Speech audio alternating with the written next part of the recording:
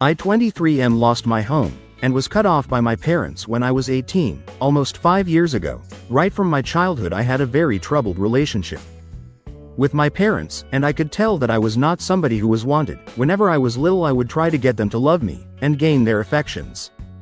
But when I realized that it was pointless, I stopped trying, and started minding my own business instead. I think that change started taking place around the time of middle school or high school. By high school I would only ever speak to my parents when I needed something, and wouldn't bother them otherwise. It was not that I did not want a relationship with them, it's just that they had made it so obvious to me that they did not want a relationship with me, that I felt bad even trying to bother them.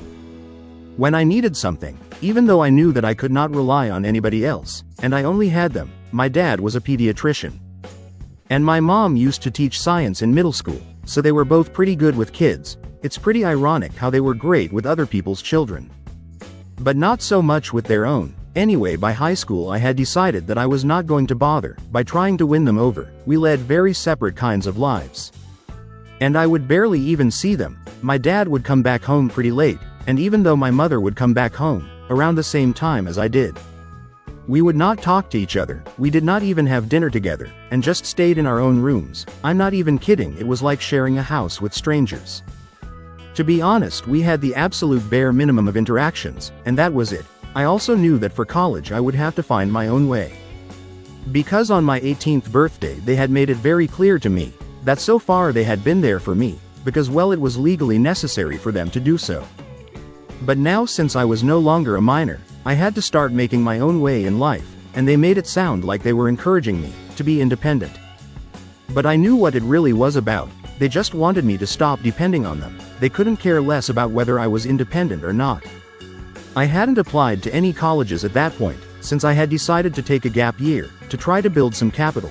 I knew that I would need money to survive, and until I had that I couldn't even dream of going to college. So after I turned 18 I started looking for jobs, and soon enough I started working at a local supermarket. I did not get paid much, but it felt nice to finally earn something for myself. Unfortunately, my happiness was short-lived, since just a couple of weeks after I got that job, I had a new set of worries to think about. Shortly after I got the job, my parents announced to me that they were selling the house, and I needed to start looking for a place. I had no idea what was going on the day that they told me.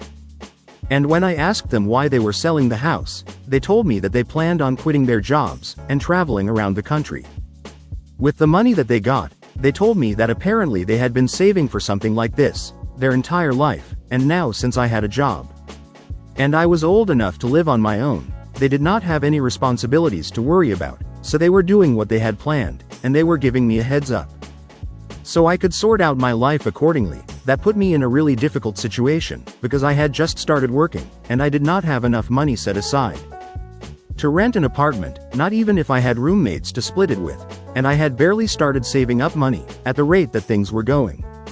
Even if I lived on the streets, I still wouldn't have enough money to start college by the next year like I had planned, and my parents had dropped this bomb on me that I would be homeless if I didn't get a place of my own. I tried to talk it out with them, and requested them not to sell the house, and just put their plans on hold for at least a few months, so I would have enough time to prepare myself and move out. But they were very stubborn, and did not care about what I was going through. They told me that they had waited for this long enough. They were not putting off any of their plans anymore.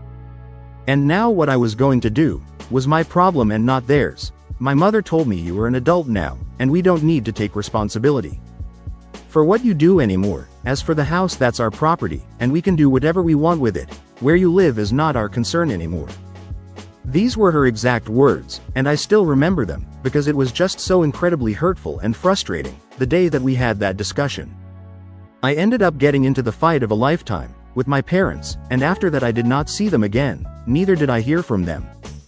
Which is not surprising, since I had known that they would never try to get back in touch with me. Once I had left, I told them they were terrible people, and hoped that only terrible things happened to them, since they would totally deserve it. I cursed them out, not even caring that they were my parents, and much older than me. I just didn't care anymore, since they were screwing me over, without caring about what was going to become of me either. The problem was that even though I had left the house in a huff, I realized afterward that I had literally nowhere else to go. I did not have any family members who would be willing to take me in, since my parents hadn't exactly kept in touch with their families. Both my parents lived away from their respective families. And since they had never bothered to attend most family events, and usually didn't even go home for the holidays, I did not have a strong relationship with anybody from my family either. I barely knew anyone, so it would be foolish of me to expect them to take me in, and I wouldn't be able to reach them either. Since we lived in a different state, I did have a few friends from school, but they were all away at college at the time that I left my house. And I didn't want to bother them or their parents, because that would be pretty awkward, so I decided to take a leap of faith, and I called a coworker of mine, who is now my wife. It's a crazy string of events, but I'm glad that I decided to reach out to her that day, at the supermarket where I worked. She was in charge of the makeup department there, and we had been flirting back and forth. Ever since I joined, we had become pretty good friends in a really short span of time, and knew a lot about each other, and I knew that she also had a lot of issues with her parents, so I also knew that she would understand what I was going through. She was 2 years older than me, and just like me, she had not been able to go to college because her dad was an addict, and her mother did not seem to care about anybody apart from herself. The moment she had turned 18, her father left the house and moved in with his brother, and her mother told her that she could not support her anymore. So that was her story, and since she was 18 she had been working so she could go to cosmetology school and become a professional makeup artist. So when I called her and told her about what I was going through, she told me to come over immediately and said that I could live with her. I was and still am incredibly grateful for what she did for me that day. I don't think I would have survived on my own, since it was pretty cold that time of the year, and I had nobody else who was going to help me out, even though her apartment was pretty small. And she was getting by on her own with a lot of hard work. She still chose to help me out, and that speaks volumes about the kind of person that she is. Anyway, she let me live with her, and for the first few months I did not pay rent, because I'm still trying to save up money. I did contribute to the groceries and other bills, and after I had saved enough, I started contributing to the rent as well. Before we knew it, we had gone from friends to people who couldn't live without each other. Initially, my plan was to work at the supermarket for about a year and a half, but after cutting ties with my parents and realizing that I didn't even have a place to stay, I started working harder, and I'm still working there, but in a much better position. I applied for the position of floor supervisor, and thankfully I got the job, since I had been one of the most sincere and dedicated employees. So that's how it has been for the past year. I get paid decently, and my wife is now putting herself through cosmetology school finally, while working part-time at the store. Things have been going well for us. We were happy until last week, when my mother showed up unannounced. I don't know how she found me, since I have not been in touch with her for the past 5 years, but as soon as she saw me when I opened the door, she gave me a giant hug. Before I was even prepared for what was happening, I had made the mistake of not looking through the peephole before I opened the door. And once I had regained my composure, I decided to ask her why she was there. She was already putting her bags down in front of our apartment. And when I asked her that question, she stopped and looked at me really sadly, before telling me that she was back because my father had decided to leave her. She filled me in on what she and my dad had been up to in the past few years, and I'll try to keep it short. They basically just traveled the country for the first year and a half, and then decided to get a job and a house in California. But a month ago, my father broke the news to my mom that he was having an affair with a waitress who worked at the restaurant near his office, and he was leaving her to be with the waitress instead. My mother believed that my father had lost his mind, and after a lot of fighting, she decided to choose her dignity and self-respect and come back home. But now she needed a place to stay, because she needed to save money for the divorce procedure, and she didn't have a lot of time left before retirement. So she did not want to waste her money by looking for a place to live, so she decided that she was going to live with me, without even asking me if I would be fine with it or not. And now that life had come full circle for me, I decided to repeat her very own words to her, the thing that she had said to me about how I was an adult now, and they were not going to take responsibility for me anymore, and how it was their house, so they could sell it and do whatever they wanted with it. They did not take my consent for it, and I would have to look out for myself. I know that's petty, but since she needed my help, I told her that she was not my family anymore, so she had to look out for herself, and this was my house, so I could do whatever I wanted to do with it. I repeated those exact words to her, with a huge smile on my face, and then shut the door. With a laugh, probably the most satisfying thing I've done in my entire life, but my wife thinks that I went a little overboard, and feels that I should give her another chance. She hasn't been fighting with me, but after she witnessed what happened the other day, she thinks that I was a little too hard on her, and that I should at least think about it. Before I reject her, her parents have passed away in the past few years. I guess that is where this is coming from, but nevertheless I hate her for turning my mother away. When she came back after 5 years, to ask me to let her live with me, update 1. I spoke to my wife about what she said. We have not been fighting about what happened. But she was definitely a little put off, and I could sense that she was not exactly happy about what I had done. However, she knew that this was my personal issue with my mother, and I could choose to deal with it in whatever way that I wanted to. It was not exactly her place to comment on it, so she had been trying to restrain herself. But that was putting a lot of pressure on our relationship, and so yesterday after making that post, and then reading a couple of comments on there, I decided to talk to her. I told her everything about my childhood, and explained to her how my parents had always treated me badly, like I was a pariah in my own house. And I had even been okay with that. I always tried to make myself invisible, but even that was not enough for them, and they had to make things even more difficult for me. Which is why I did not feel guilty in the slightest by turning away my mother when she needed my help. They had not even bothered to check on me for the past 5 years. Now she was only here because she needed me to rescue her. I explained my situation to her, even though she knew most of what happened. She then apologized to me for reacting that way, and just as I had suspected, she told me that she was just having a rough time, because she had lost both her parents in the past few years, her dad to addiction, and her mother to a heart attack, so she was feeling kind of touchy about this, and she misjudged my intention. But it's all fine between us now, so I'm glad that we talked it out. My mother in the meantime has been a total nightmare to deal with. I don't understand why. But she has gotten it into her head that harassing me through social media will somehow make me more inclined to open up my home to her. She had a very easy solution. Just to apologize to me, and hope for the best, but being the narcissist that she is, she decided that she was going to do everything wrong, and see how that works out for her.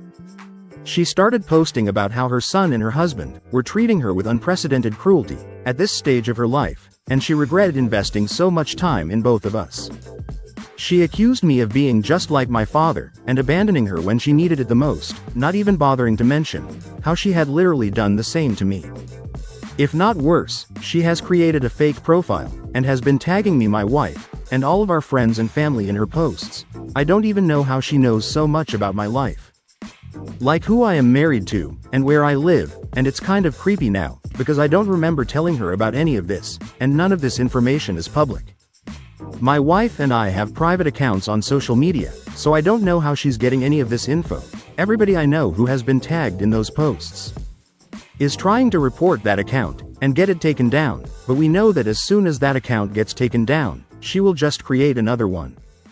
I honestly don't want to report her to the police, because it's just a lot of hassle, and both my wife and I are too busy for that right now. But if this goes on any longer, we will not be left with any other option but to do that, so I honestly don't know what to do right now.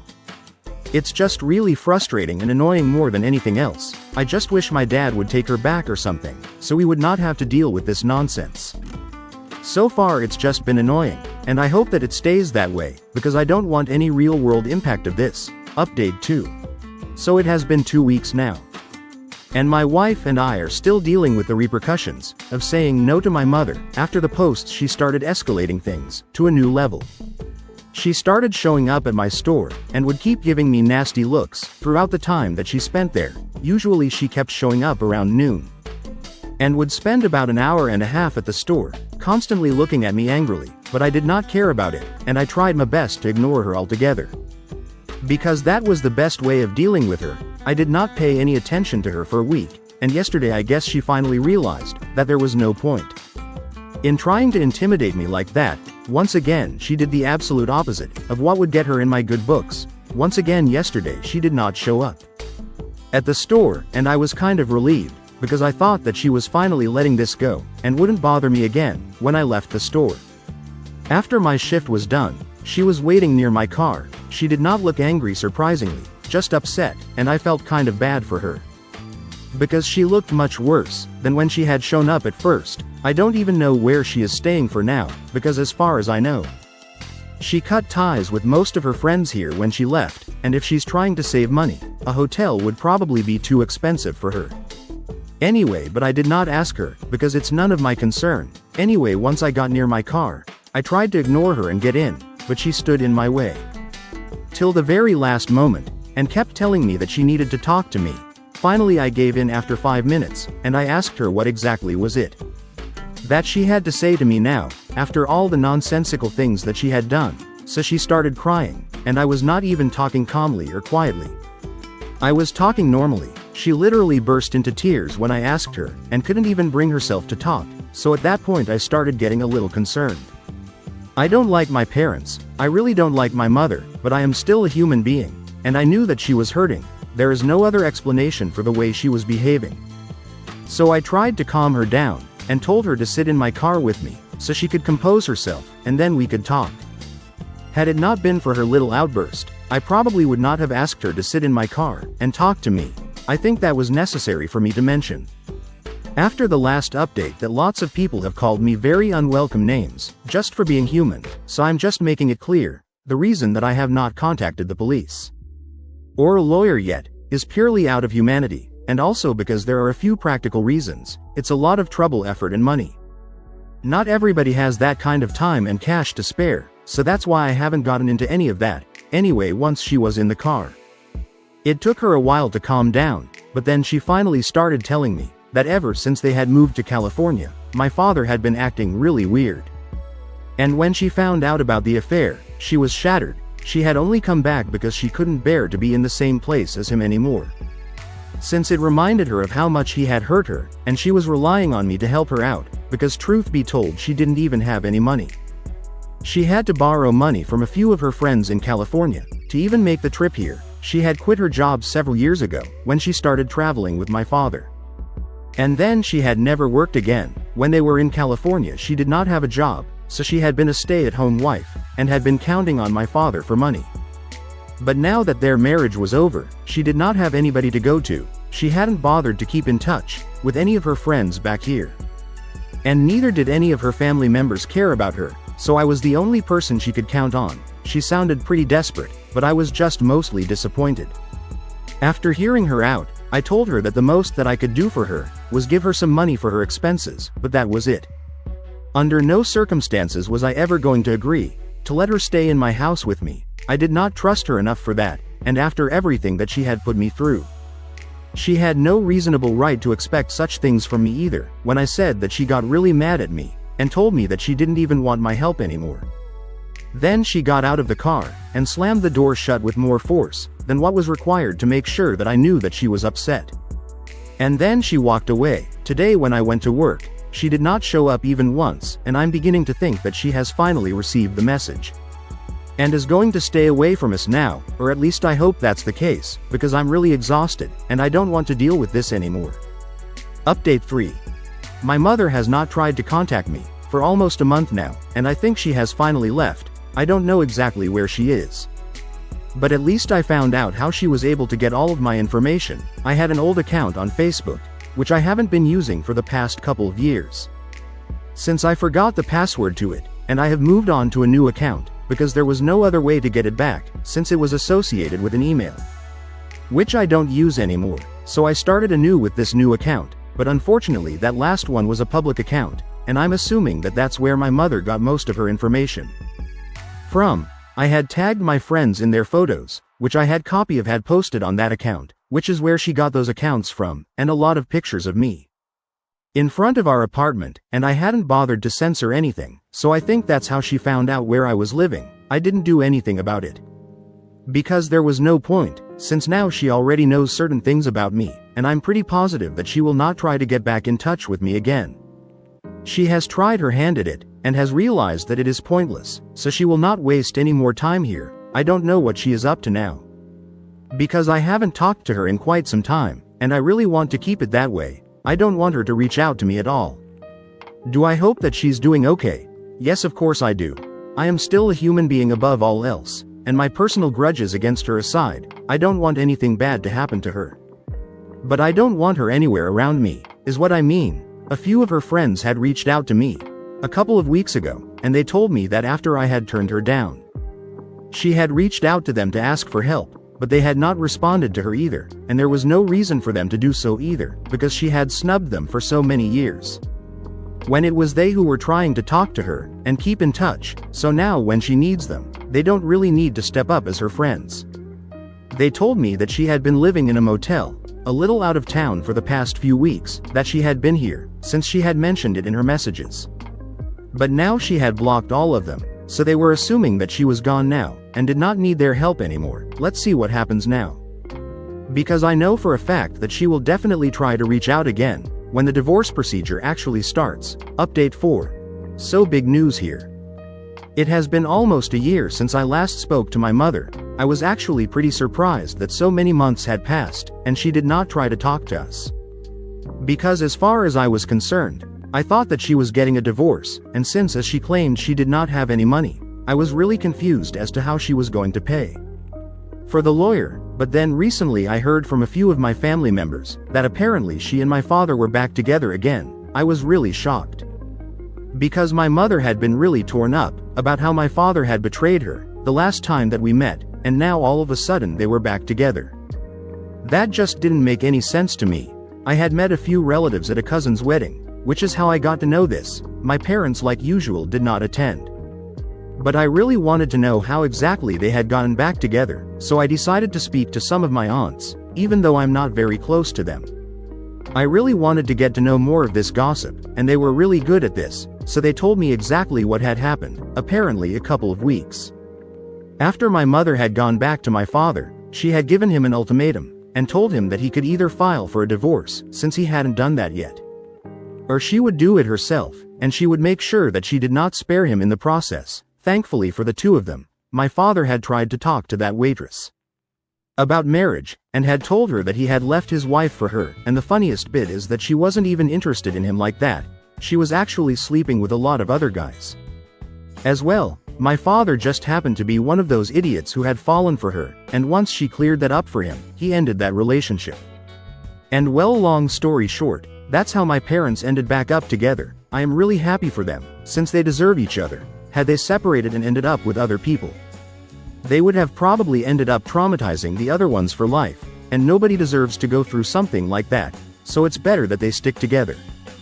My wife and I had a great laugh over this, and I guess things ended up going pretty nicely for the two of them. They have become the laughing stock of the family. And that's precisely what I had expected from them.